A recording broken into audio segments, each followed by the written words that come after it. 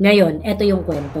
And I think yung kwento may pinaghuhugutan. Chis Escudero talaga daw is the person in charge to convince some of the minority senators to vote against Inday Sara. So what they wanted to do is really to get the conviction against Inday Sara. Mukhang maraming mga senador ang mawawala because they are being forced to vote to convict Inday Sara. At yung mga senador na hindi maatim na bumoto ng conviction ni Inday Sara, instead of voting to convict Inday Sara, they are just going to remove themselves sa impeachment trial.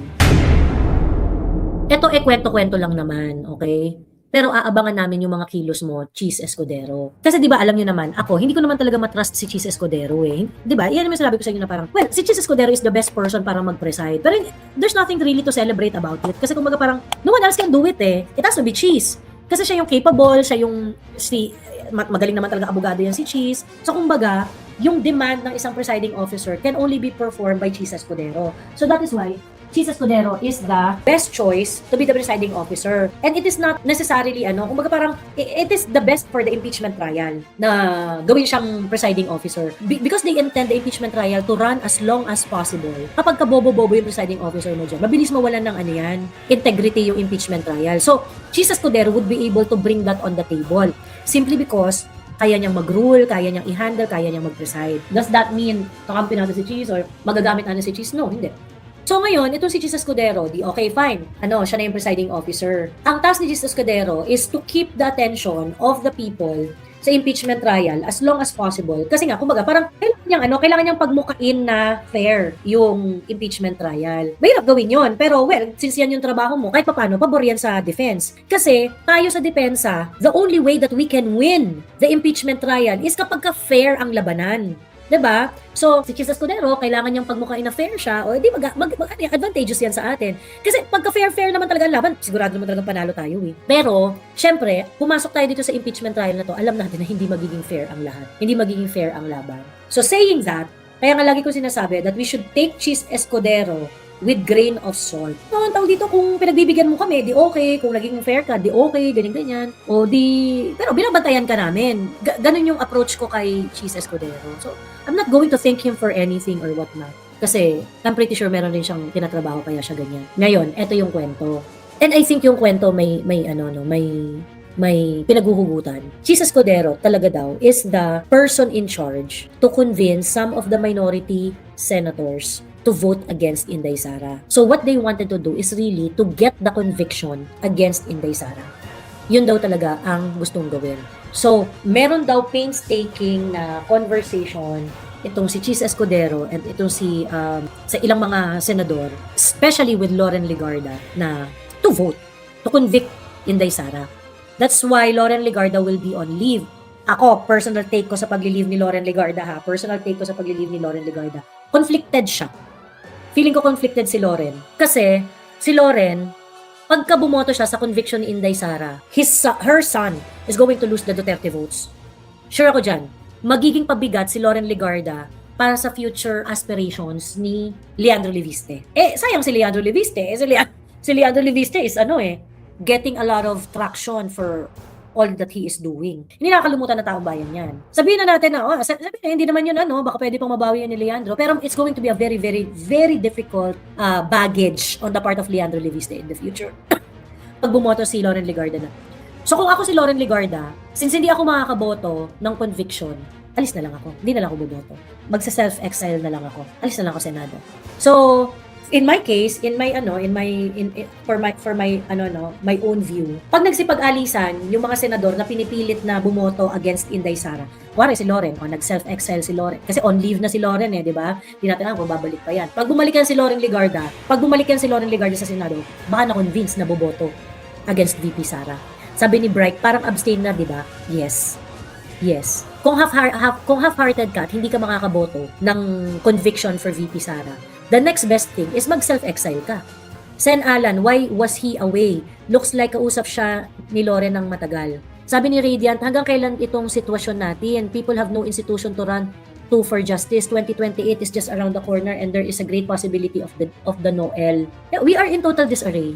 Radiant. I'm not going to sugarcoat anything. Hindi din visible si APC this past few days. Pwede ba mag-file ang Filipino na stop ang impeachment, alang kwenta at sayang ang pera ng Pilipino? That's what Attorney Torion did. Ang ginawa ng Supreme Court. Hindi natin pinapakinggan ng Supreme Court. My God! Diyos me, ano ba bang proof ang kailangan nyo dyan? Di ba, lumapit na nga tayo sa Supreme Court. 304,000 signatures to ask the Supreme Court to decide on the habeas corpus cases of PRRD. May nangyari ba? Wala naman. So, yung mga, pwede ba tayong mag-file? Pwede ba? Actually, you can try and try, di ba? Pero ako, nag-try na ako. Walang nangyari. And the only way really is for the people to unite. 'Di ba? Na magkaisa ang mga tao, magkaisa ang mga Pilipino. Kaso hindi naman magawa ng mga Pilipino. Tayo nga sa Duterte side 'di ba? Hindi nga tayo makapagkaisa Priority pa ng ibang mga Duterte supporter na sirain yung kapwa Duterte supporter nila O paano tayo mananalo dito sa laban na to? Supreme Court is playing safe. It is really up to us, sabi ni Runner. Ayan ang sinasabi ko na nga, 'di ba? Ever since the world began, yan ang sinasabi ko sa inyo. Since hindi sila nagde-decide sa habeas corpus case ni PRRD, at that point, I know that we only have each other. The Filipinos would only have each other. So how are we going to unite? Yan ang question. Because I do not have the answer for that. I am not a unifying figure. Diba? Ako sinasabi ko lang na ang pag-asa lang talaga ng bansang ito ay magkaisa. Who is going to unite the Filipino people? I do not know. Kinalimutan na ng INC si Marcoleta. Well, yun nga, I hope INC is not forgetting Marcoleta. Pagod na tao, Miss Joey, wala na nangyari sa Revo kasi lalo gugulo, pinastas, wala rin naman mabuting changes. Judiciary, executive, legislative, we are really left on our own. We really need a leader na yung talagang kamay na bakal. Yung si PRRD, hindi pa siya kamay na bakal Ang bait pa ni PRRD. Sa totoo lang, kailangan natin ng leader na hindi mabibili, hindi magpapakompromiso. So that is why, kailangan natin si VP. Siya talaga yung in the best position to troubleshoot our problem. So, yun ang kwento dyan. Ang kwento is, mukhang maraming mga senador ang mawawala because they are being forced to vote to convict Inday Sara. At yung mga senador na hindi maatim na bumoto ng conviction ni Inday Sara, instead of voting to convict Inday Sara, they are just going to remove themselves sa impeachment trial.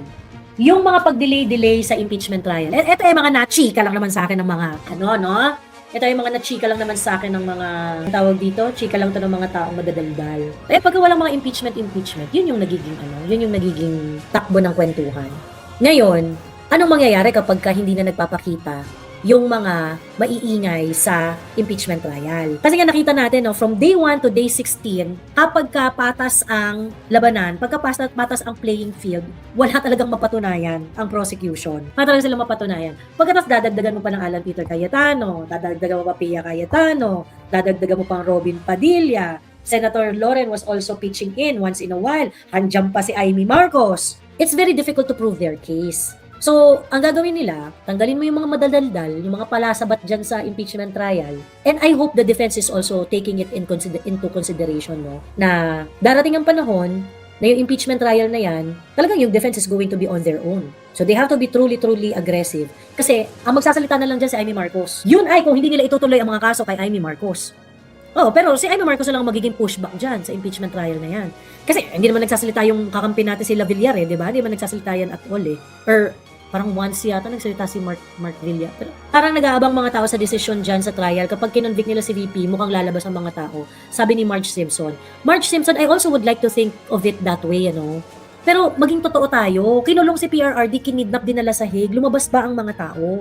So, let us stop thinking yung mga ganyan, yung mga hopeless, yung mga ito, suggestion ko lang to sa mga kapwa ko umaasa sa magandang Pilipinas bukas. Huwag tayong, baguhin natin yung mindset natin. And to be honest with you, for quite some time, ganun din yung feeling ko Pag ganito yung nangyari, maglalabasan ang mga tao. Pag ganitong ginawa nila kay maglalabasan ang mga tao. Pag kinulong nila sa ganito, maglalabasan ang mga tao.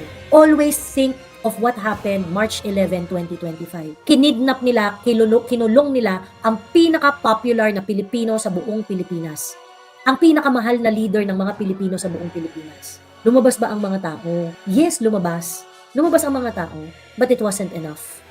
So, kung nag-iisip kayo na gusto nyong palabasin ang mga tao, it has to be something that is way, way, way bigger than the paglabas ng mga tao na nangyari nung kinidnap si PRRD. So, wag nyong iwan yung pag-asa doon sa, ay, pagka kinonvict si Inday Sara, maglalabasan ng mga tao, ganyan.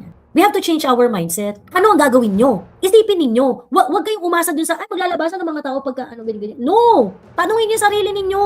Ano ang gagawin ninyo? Kapag kinonvict si Inday Sara, ano ang gagawin ninyo? They already preparing for it. Yung tanong ni Osha, actually very important yun eh. Bakit hindi nag-rule si Chis Escudero doon sa mga abogado na nagko-comment sa merits ng impeachment trial? Pagkatapos, imbis na alipulahin ni Chis Escudero yan, anong ginawa ng mga congressman, anong ginawa ng mga abogado ng prosecution? Nag-double down pa sila sa pagdidiscuss sa merito ng kaso ng impeachment trial. Ilang beses na tayong inilubog sa baha, hindi pa din galit na galit ang mga tao.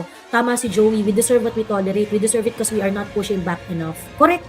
Alam niyo, sa totoo lang, dito sa Netherlands, merong massive rally na nangyayari ngayon dito sa Netherlands. There is a nitrogen program that the Netherlands government is trying to implement, in which the farmers are all opposed to it. So sinasabi ng mga farmers is that, kasi parang gusto nilang iban yung nitrogen sa farming, ganyan, whatsoever. So ngayon, ang mangyayari, magbabago sila ng operation sa farming nila, magtataasan lahat ng cost. At maraming mga farmers ang maaapektuhan. Maapektuhan kita nila, maapektuhan operations nila, and things like that. Ang ginawa ng mga farmers dito sa Netherlands, yung mga traktora nila, inilabas nila sa kalsada lahat. Sabay-sabay ang protesta. Sabay-sabay ang protesta. May mga debate ngayon kasi kumbaga, kasi nung parang may mga aksidente raw na nangyari in relation dun sa mga traktorang lumabas sa kalsada, kineso. So may mga banggaan, may mga fatalities, ganyan. So meron din sa mga debate like, parang the right to protest versus public safety, kineso. Meron din sila mga ganong conversation on the side.